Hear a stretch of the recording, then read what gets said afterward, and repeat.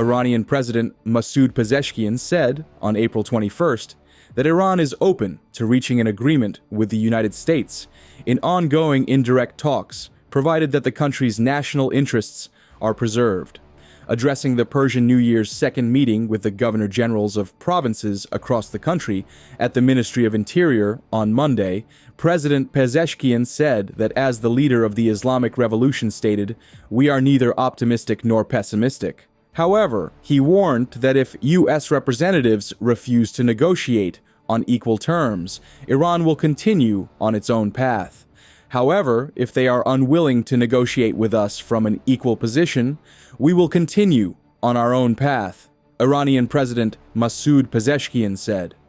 The president noted that, as previously stated by Supreme Leader Ayatollah Khamenei, Iran remains neither optimistic nor pessimistic about the negotiations. به این گفتگوها هم نه به صورت افراطی خوشبین باشیم نه به صورت افراطی بدبین باشیم. بالاخره یه کاریست، یه حرکتیست، تصمیم گیری شده داره اجرا میشه و در این قدم های اول هم خوب حرکت شده، خوب اجرا شده. He reiterated that Tehran does not seek conflict but will resist any attempt at coercion, emphasizing that Iran will not tolerate pressure or bullying. His comments followed the second round of indirect talks between Iran and the United States, held in Rome on Saturday with mediation from Oman. The first round took place in Muscat on April 12th, and a third session is scheduled to be held in the Omani capital, again this coming Saturday. Meanwhile, U.S. President Donald Trump described the recent talks as very good. Speaking to reporters over the weekend, Trump said, "We had very good meetings, actually on Iran," adding, "The next step is we need a little time." Asked whether he waved off an Israeli plan to strike Iranian nuclear sites, President Trump replied, "I wouldn't say waved off, but emphasized he's not in a rush, signaling preference for diplomacy." Speaking with Italy's PM, he said Iran has a chance to live happily without death, calling that his first option. He warns of a very bad second option and insists Iran must not obtain a nuclear weapon, while noting they seem open to talks. Israeli attack on Iranian nuclear facilities. Can you comment on that? Is that accurate? And they say the attack is what? That you waved off an Israeli plan to attack Iranian nuclear facilities.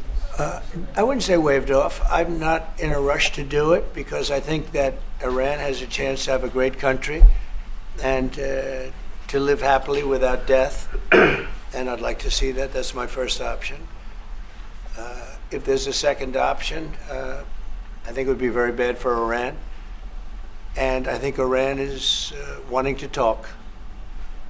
I hope they're wanting to talk. It's going to be very good for them if they do. And I'd like to see Iran thrive in the future, do fantastically well.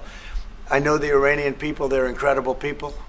Always have been very smart, very energetic, very successful people. And I don't want to do anything that's going to hurt anybody. I really don't. But Iran can't have a nuclear weapon. It's, pretty simple. It's really simple. We're not looking to take their industry. We're not looking to take their land. All we're saying is you can't have a nuclear weapon.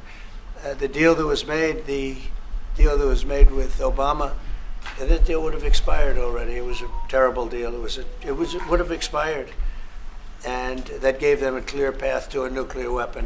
I wouldn't have accepted. That's why I terminated the deal. Number one, it was way too short. When countries are involved, you don't make short-term deals. These are countries with long lives, and I terminated that, and it was a great termination because it didn't allow us to do anything. Once it terminated, you know what the deal was. It was a terrible deal. Really, one of many terrible deals made by the U.S.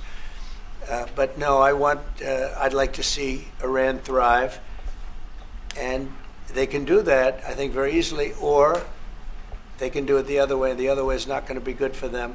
It's going to be really bad for them.